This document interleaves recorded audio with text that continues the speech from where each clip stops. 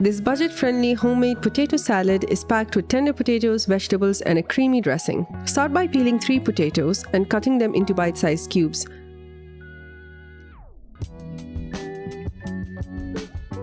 Wash them well, then add them to a pot filled with clean water. Add 1 tablespoon of vinegar and 1 tablespoon of salt, then bring everything to a boil. Cook the potatoes for about 10 minutes, then add a bowl of peas, which is about 3/4 of a cup, and 1 chopped carrot.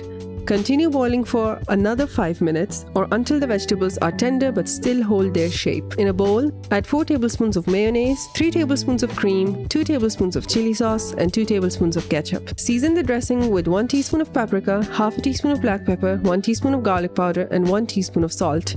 Mix everything together until smooth, then stir in 2 tablespoons of vinegar for a fresh tangy flavor. Add the cooled potatoes, peas, and carrots to the dressing and gently fold everything together until the vegetables are evenly coated.